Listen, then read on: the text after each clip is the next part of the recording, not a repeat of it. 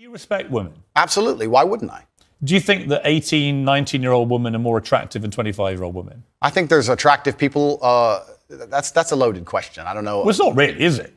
I can't. You know why I'm asking it? Of course I do, but I can't sit here and for say. the benefit of viewers who don't know why I'm asking, you said this. In general, this is also one of the reasons men find youth attractive. You want to blow up the internet? I'll blow up the internet right effing now. The reason 18 and 19-year-olds are more attractive than 25-year-olds is because they've been through less dick. People say, oh, you can't say that, but yes, I can.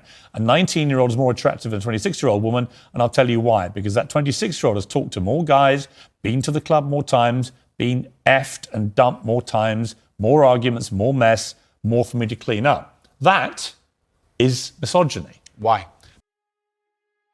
The context of this comment and its purpose is critical of our modern hookup culture and normalized promiscuity we've come to expect of young women. The reason why so many men agree with what Andrew Tate said about an 18 or 19-year-old in this context being more desirable than a 25-year-old is that men derive their own value from being able to provide for a woman, and they appreciate chastity more than they appreciate experience, wisdom, wealth, or independence from a woman, because a woman without those characteristics will value him for his wisdom, expertise, and his ability to provide for and protect her. It is the key to the greatest treasure in all the land. It is not misogynistic for a man to desire and value a relationship with a woman that empowers him and gives him a sense of meaning and purpose. He's biologically wired to desire someone who he can serve in this way, so that he can provide value and in so doing, live a meaningful and fulfilling life. Where the sexual experience, modesty, and chastity come into play is that men desire women who value them, because men's own value is a reflection of their desirability to women and ability to provide for their families and communities. And a woman who runs through partners not only develops a difficulty to pair bond and develop meaningful relationships, but is more likely to turn to the same pattern of behavior in frequently changing partners when things become less than ideal, which is inevitable. When we learn that it's easier to jump into a fresh new bed than it is to lie in the one we've made, it becomes a temptation and a repeating pattern of avoiding the stress and weight of responsibility to resolve the type of issues that emerge in the cultivation of a monogamous, committed relationship. Men's purpose, speaking generally on a level of human civilization, is to protect and maintain a system and living conditions that will allow for women to safely play the role of the mothers of the next generation. It may sound reductionist to call all women the mothers of the next generation, but the harsh biological reality of life is that the only reason any of us are here for the short time we have and are given the opportunity to take part in the continuing existence of our own species is because our ancestors took on those difficult responsibilities to give us life, and it's our responsibility not to squander it, selfishly living for our own individual hedonistic pursuits. The responsibility to raise the next generation is on us. We cannot outsource or automate this process like common labor, because that's not what it is. We are a biological organism whose health, like it or not, is based on our ability to proliferate and produce healthy babies so that we may continue passing the baton forth to the next generation.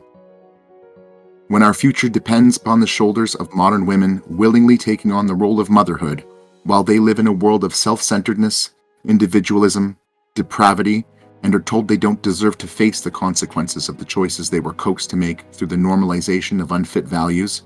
They are told that being a mother is not an admirable or sophisticated pursuit, a choice that many women are above, and they're encouraged to derive their sense of purpose by competing with men and pursuing their careers. We get what we are moving in the direction of today. Rapidly moving toward the total erosion of the fabric of social cohesion and societal health with atomized, unhappy, lonely, disaffected, and disenfranchised men who struggle to find a woman with values that have the slightest resemblance to those of their mothers, and a great many aging women who only realize what they lost when they hit 35 and are largely dependent upon modern medicine for the opportunity to have a healthy pregnancy and carry a single child to term before they're barren. All of this nurtures dependence on the state. Like a tumor, the establishment is making us all sick and co-opting our lives to serve its own interests, until eventually, just like a tumor, it will burden its host system until it can no longer support itself. We have come to prioritize productivity for economic growth while ignoring the fact that the economy is meant to optimize resources to maximize for human well-being, and our priorities are certainly not serving our well-being. We are more concerned with making money because it feeds the system. Our birth rates are in decline. By any measure, we would call the experiment we are conducting on ourselves a failure were we monitoring its effects on any other species. We would have to admit that the results were catastrophic and conclusively demonstrated declining health in the form of a maladjusted, discontented, and aging population and a rapidly declining birth rate. We have inherited the most abundant and fruitful civilization in history, and we are watching it decay into one that is profoundly decadent and sick. We have the best living conditions, yet have unprecedented levels of addiction, mental illness, obesity, distrust, and general unhappiness than all of those who came before us, whose struggles and living conditions would be considered unbearable by today's standards. Conditions that not many of us would have had the tenacity or will it took to struggle through.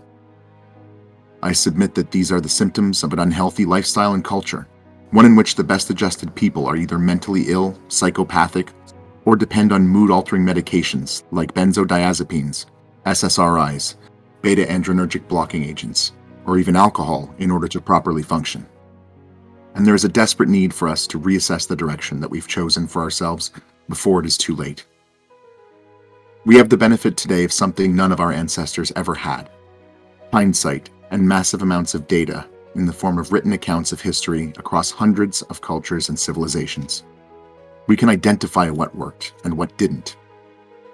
While our ancestors passed on values that emerged through trial by fire over thousands of years, which we scoff at them for identifying as the will of God, because they were simply too primitive to be able to articulate and understand just why those values and traditions actually served their societies and allowed them to proliferate, we don't even seem to have the collective wisdom to see how much happier and healthier they were, despite lacking all of the comforts and luxuries we are spoiled with today. Just because they couldn't describe the mechanisms or interactions which favored those traditions and values in terms we are comfortable with, and they attributed them to an unseeable, omnipresent deity we don't believe in, doesn't mean that they weren't wise enough to know what served them. I wish I could say the same for us. Despite all of our ingenuity, we have an absolute lack of wisdom. We've been sold the idea of a pursuit of happiness in the form of hedonistic pleasure, but real happiness comes from meaning, and meaning comes from pursuing a life of taking on fulfilling and important responsibilities. This is why men want a woman to protect, and why women should want to be mothers. Meaning is the real happiness.